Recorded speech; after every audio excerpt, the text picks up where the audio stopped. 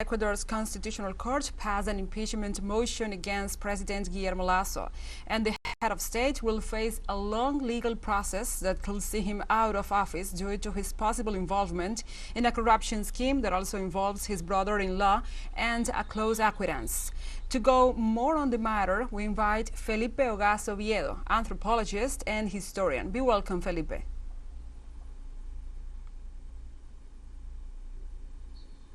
Thank you. Thank you for having me here. We are truly and deeply happy with this. We have been under lots of pressure, especially economic pressure in this government. As you know, the insecurity is higher than ever. So we are happy now with the possibility, with the real possibility that the Guillermo Lasso government has come to an end. So we are waiting if he got the guts to call, this figure in the constitution here in Ecuador that allows him to dissolve the parliament and be the president by himself for 6 months. This is called Muerte Cruzada, Death Cross. So we are waiting, we are nervous, waiting if he got the guts to make it. I don't think that the military supports him. We know that the police force supports him because in the mentioned great code, El Gran Padrino, he was involved with the generals of the police, with the Albanese mob. So we are waiting if he's going to have this, he's going to dissolve the parliament and government just by himself.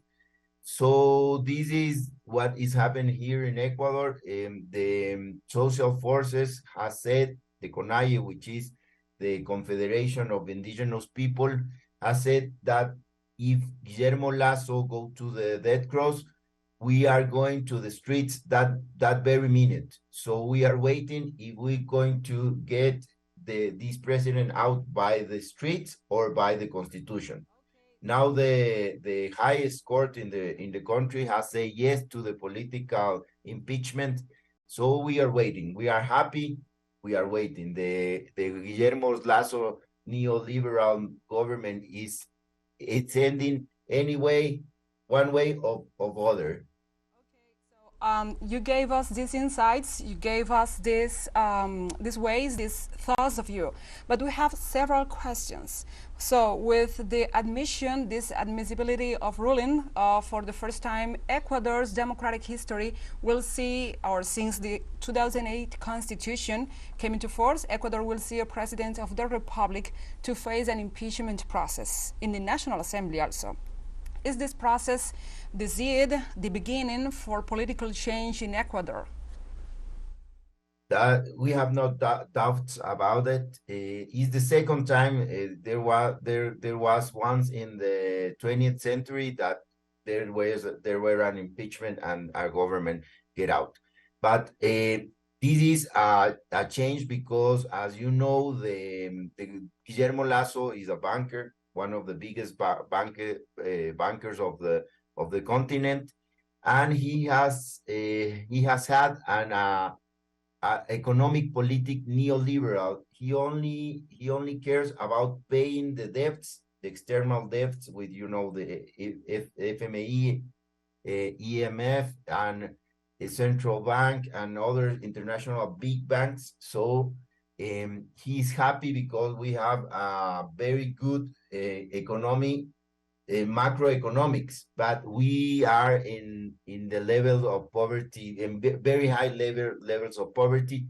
So this change, we have money in the state, but this money is not being invested in the society. This money is being invested in paying the debts and have the financial wealth of the country, right? But we don't care about that. We don't like to be in poverty when the richest people are good and the poor people are the poor territories are having taken for the mobs, the Albanesian mobs and the narco cartels from Colombia and Mexico. So this will be in any way a very profound political change, because the next president, maybe Borrero, which is the vice president now, or maybe the pressure in the streets will change these policies. So we are expecting that. Any other question, please? Yeah, I have more questions for you. So, in early March, some officials from Lasso's administration hinted that the head of state could be seeking re-election in 2025. However, what will be the possible scenario for Lasso after this legal process, whatever the outcome is? That's a joke. That's a joke. No one likes Lasso here, right? The latest poll says that 8 of each 10 Ecuadorians want him out. So he has no chance at all to be a president or any other function again in the Ecuador. Maybe if the political impeachment goes on, the vice presidents will protect him for 2 years. In 2 years, when the period of government has come to the end, then the trial for lots of trial, for letting the mobs go inside the state, or corruption, big time corruption in the state, will start. If the death cross goes on, the trials will come sooner, because every part of the state will go after Lasso. I mean, he has no support he has no support in the parliament. The parliament will be dissolved, but the justice will continue investigating the cases, and in the 6 months he has no protection in the next 6 months that will be government by himself. So the prosecutor of the state has opened at least 3 cases against the president. So he will face the justice sooner if he goes to the death cross.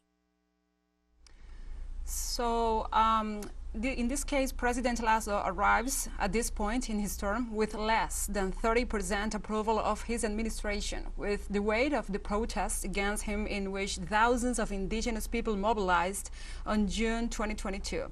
Aside of the legal process and the imperative that this implies, what does this tell us about the power balance between the political elite and the grassroots movements, the social movements in Ecuador? That's a very good question. I think the democracy is not working here.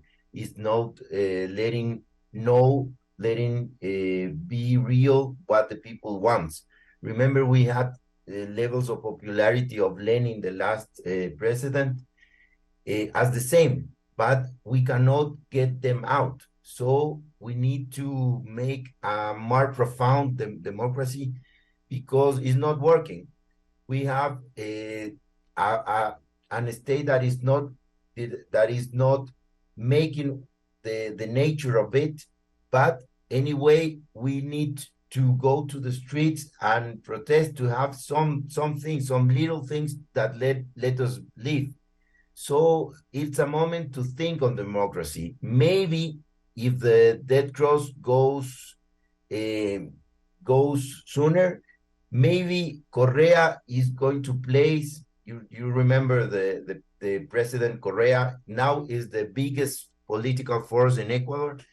He's going to present a candidate that has all the chances to be the president. But the economic and political crisis will not come to an end until we find a way to express our problems and get the solutions, not just to elect a person, but elect a program of government. to make the solutions concrete, to make the solution real. So it's a time to think in the democracy, in our democracy. You know, this is a way of liberal democracy that in which we elect some people and give them all our power, all the power that we have conquered in the streets. So it's time to think, to change, to make some changes in the constitution and some changes in the democracy, so we can approve a program and then just then elect someone or lots of people to get this program to reality. So this is going to change the way that the government is working, but the political and the economic crisis, please remember that the economic crisis is global, it's not just only in Ecuador, and we have to make some changes in the property structure. For example, we cannot allow to continue in this capitalist in this savage capitalist mode, and we must change the property structure and most important the way that we have democracy. We have two governments of neoliberal politics, and the society is suffering a lot. So thanks, Felipe, for your time and presence hearing from the South. Thank you, Gladys. You're welcome. So it was a pleasure to receive you, and we were discussing the current political situation in Ecuador after the Constitutional Court gave the green light to impeachment proceedings against the President Guillermo Lasso.